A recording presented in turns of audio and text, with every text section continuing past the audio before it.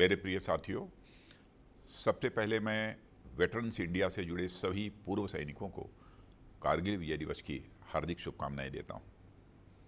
आपका संगठन वेटरन्स के बीच में लगातार अपनी सक्रियता बनाए हुए है। इसके लिए आप सभी बधाई के पात्र हैं। साथ ही कारगिल विजय दिवस के अवसर पर मैं सभी सैनिकों एवं देशवासियों को भी हार्दिक शुभकामनाएं देता हूं। कारगिल विजय दिवस केवल एक दिन नहीं है, बल्कि इस देश के सैनिकों के पराक्रम और शौर्य का यह विजयोत्सव है। साथियों, हमारे देश में अनेक पर्व ऐसे आते हैं जो इस देश के वीर सपूतों के शौर्य और पराक्रम की याद दिलाते हैं। वैसे तो हमारा देश इन वीरों के प्रति कृतज्ञता को कभी नहीं भूल सकता, फिर भी ये दिवस उन वीरों के सम्मान में हर बार एक नई ज्योति जला जाते हैं। कारगिल विजय दिवस भी उन्हीं महान पर्वों में से एक है। मैं आज के दिन मातृभूमि पर अपना सर्वस्व न्यौछावर कर देने वाले उन महान सेनानियों का स्मरण करता हूं और उन्हें शीश झुकाकर अपनी श्रद्धांजलि भी अर्पित करता हूं। साथ ही उन शहीदों की माताओं और उनके समस्त परिजनों को भी मैं शीश झुकाकर नमन करता हूं। मैं उन बहादुर सैनिकों के प्रति भी अपनी कृतज्ञता प्रकट करता हूं जो युद्ध में घायल हो गए और किसी प्रकार की शारीरिक अक्षमता से घिर गए। पर हमारा सौभाग्य है कि वे आज भी हमारे बीच हैं और सेना सहित समाज को भी प्रेरित कर रहे हैं। साथियों, 21 वर्ष पहले कारगिल की बर्फीली चोटियों पर हुई हमारी विजय को आज पूरा देश एक साथ याद कर रहा है। उन वीरों की याद और उनके सम्मान में जगह जगह पर कारगिल विजय दिवस मनाया जा रहा है। अनेक कार्यक्रम आयोजित किए जा रहे हैं। ये सभी कार्यक्रम विपरीत परिस्थितियों में हमारी सेनाओं द्वारा युद्ध जीतने की खुशी की याद में तो हैं ही, साथ ही यह भारत देश की जनता के लिए एक महान प्रेरणा के स्रोत भी हैं। साथियों, यह विजय दिवस किसी भूभाग विशेष को जीत लेने या उसे बचाए रखने भर की याद तक सीमित नहीं है। यह दिवस देशों के बीच हुई गोलीबारी और बारूदी युद्ध में हमारी विजय की याद तक ही सीमित नहीं है, बल्कि यह दिवस हमारे देश के त्याग, बलिदान, साहस, समर्पण, शौर्य और संकल्प की महान परंपरा की एक महान कड़ी के रूप में दर्ज है। यह परंपरा इस देश की संस्कृति का एक अहम हिस्सा है जो सदियों से लगातार चली आ रही है। साथियों, युद्ध के समय मैदान में भले ही कुछ 1000 सैनिक हों, पर वास्तव में पूरा देश वह युद्ध लड़ रहा होता है। सभी देशवासियों की आशाएं, आकांक्षाएं और इच्छाएं एक साथ आकर अपने राष्ट्र की जीत पर ठहर जाती हैं। मुझे वह दृश्य आज भी अपनी आंखों में साफ दिखाई पड़ता है। जब टीवी पर या सुदूर क्षेत्रों में रेडियो पर कारगिल युद्ध से जुड़ी खबरें आती थीं, तो गांव के गांव और शहरों में ऑफिस दफ्तर में लोग अपना काम छोड़कर खबर की तरफ मुड़ जाते थे। देश के बच्चे बच्चे को कारगिल, द्रास, टाइगर हिल जैसे नाम रट गए थे। सबकी आंखों में बस एक ही उम्मीद और एक ही विश्वास, किसी भी सूरत में भारत देश की विजय। आप लोगों को याद होगा, भौगोलिक परिस्थितियों के चलते कई बार स्थितियां हमारे विपरीत हुई, मामला आगे पीछे हुआ, पर नमन है उन देशभक्त वीर योद्धाओं को जिन्होंने अपने संकल्प पर तनिक भी आंच नहीं आने दी। वह मोर्चे पर लगातार डटे रहे और अंततः तमाम छल और षड्यंत्र को मात देते हुए विजयी होकर वापस आए। इस तरह यह जीत हमारे संकल्प और उम्मीदों की जीत थी।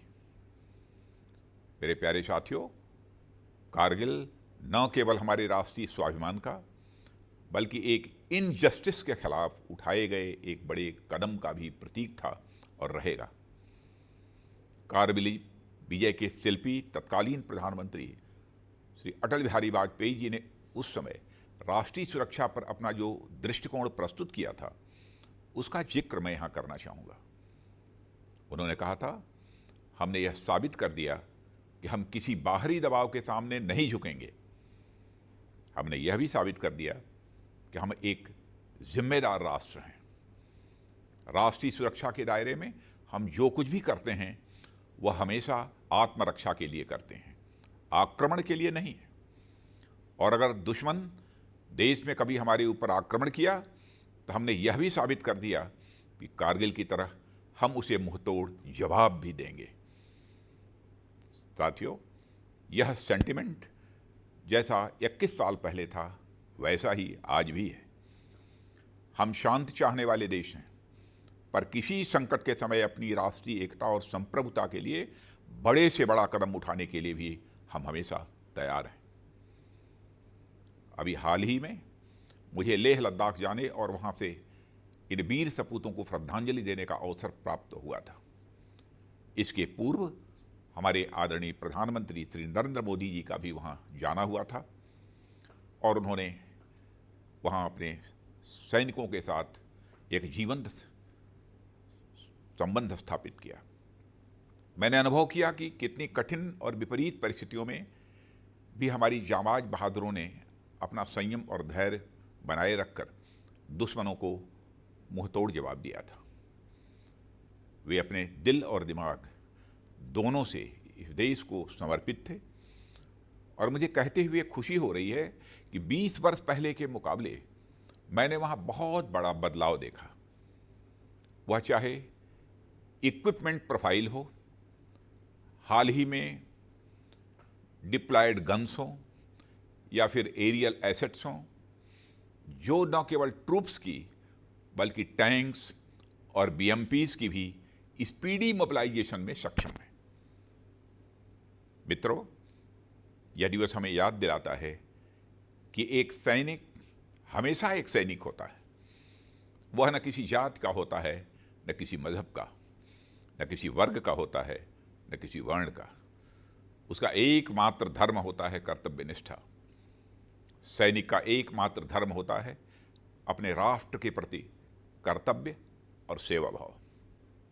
यह कहते हुए मुझे गर्व होता है कि हमारी आर्म्ड फोर्सेस की इसी कमिटमेंट के कारण हमारा देश एक सुरक्षित और गौरवपूर्ण जीवन जीता है।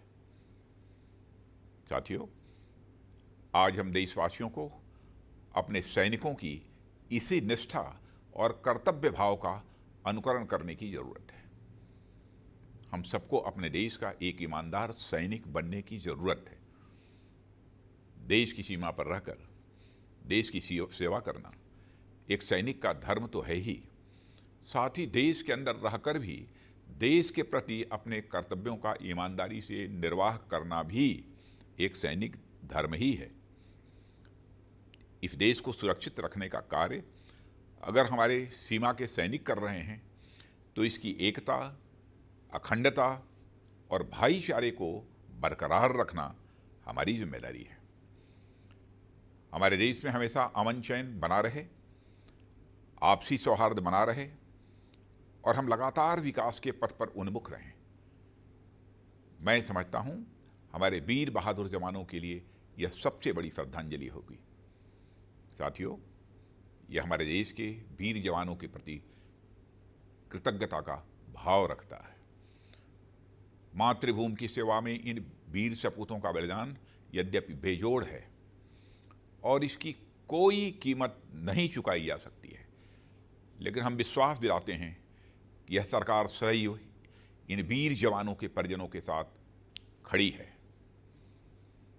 आज का हमारा हर वॉरियर आने वाले कल का सम्मानित वेटरन है।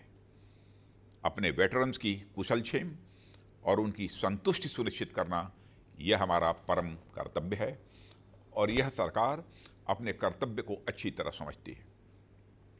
देश की सेवा का अवसर मिलने के साथ ही वन रैंक वन पेंशन जैसी पहल पर कार्य करना इसका एक उदाहरण है। ऐसे ही और भी कई उदाहरण हैं जिनमें हमारे वेटरन्स के वेलफेयर और उनके रीसेटलमेंट और हेल्थ केयर, पेंशन पॉलिसी, बच्चों की एजुकेशन, ग्रीवेंस रिड्रेसल सिस्टम के साथ साथ वर्तमान में आई महामारी यानी कोविड रेस्पॉन्स के लिए भी हमारी ओर से बड़े पैमाने पर प्रयास किए जा रहे हैं। सभी हेल्थ केयर ऑर्गेनाइजेशंस के रीजनल सेंटर्स को यह एडवाइजरी जारी की गई है कि किसी भी वेटरन कोविड-19 पेशेंट का इलाज ECHS नॉर्म्स के तहत ही किया जाएगा। मुझे यह जानकर बहुत ही अच्छा लगा और सचमुच मुझे गर्व की भी अनुभूति हुई कि केंद्रीय सैनिक बोर्ड ने पूरे देश से 1,80,000 ऐसे यंग सर्विसमैन को आइडेंटिफाई किया है जो आवश्यकता पड़ने पर कोरोना काल में भी अपनी सेवाएं देने के लिए उपलब्ध हैं। आपदा के इन दिनों में हमारे इन पूर्व सैनिकों ने देश के विभिन्न हिस्सों में होम क्वारंटाइन की व्यवस्था करने, लोगों से फिजिकल डिस्टेंसिंग का अनुपालन करवाने और इंटर स्टेट माइग्रेंट वर्कर्स की मूवमेंट कंट्रोल करने में अपना सहयोग दिया है। देश सेवा की इससे बड़ी पराकाष्ठा और क्या हो सकती है कि जिन सैनिकों ने कल तक सीमा पर अपने देश की सुरक्षा की, आज संकट के समय सीमा के अंदर भी वे तन मन से देश को अपनी सेवा देने के लिए तत्पर हैं। मेरे साथियों, मैं पुनः एक बार अपने वीर जवानों के प्रति श्रद्धांजलि अर्पित करते हुए हर हाल में उनके परिजनों की देखभाल का संकल्प दोहराता हूं और हर स्थिति में उनके साथ खड़े होने का वचन देते हुए अपना निवेदन यहीं समाप्त करता हूं। आप सबको धन्यवाद। जय हिंद।